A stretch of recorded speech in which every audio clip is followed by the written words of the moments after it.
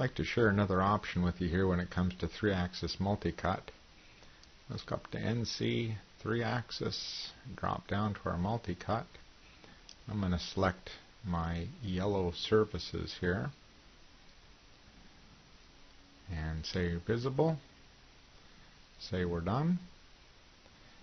I've got a 3/8 ball, and what we're going to do is we're going to do a morph between two curves, and we're going to do an avoid the cuts with a spiral sticking about 60 thousandths away.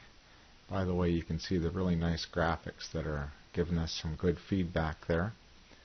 When it comes to our leads and links, we're going to approach from our rapid clearance. When it comes to gaps, which we both know there probably is, we'll follow those surfaces.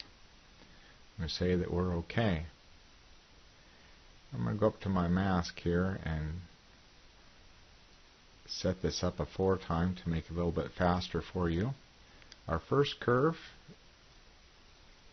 is down there, and our second curve is right there. Let SURFCAM produce that path for us. So as it does, you can see that it's basically going over the river and through the dell.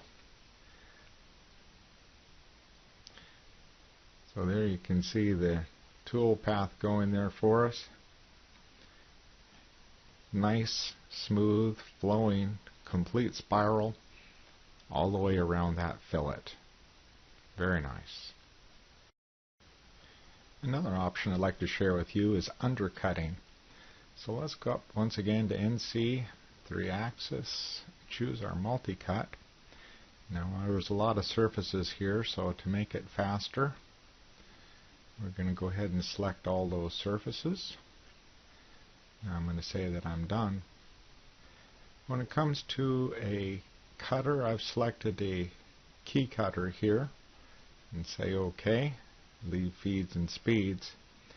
Under cut control, I'm once again going to choose morph between two curves here, and we're going to say avoid cuts.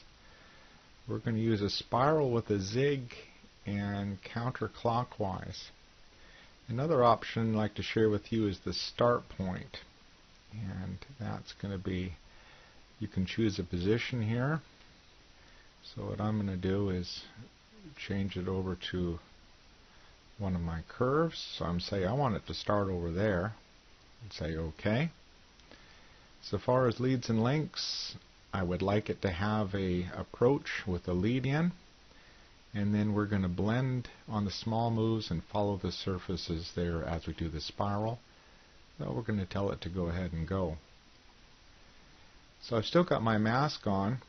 What we're going to do here is we're going to pick our lower spline and then our upper spline, and let SURFCAM produce that toolpath there for us. So just to show you that nice undercut there that it does for us, let's go ahead and do a real quick back plot. Speed that up. And there you can see it producing a nice undercut for us.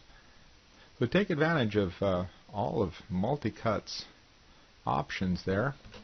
Put it to use. I'm sure that you will really enjoy its versatility.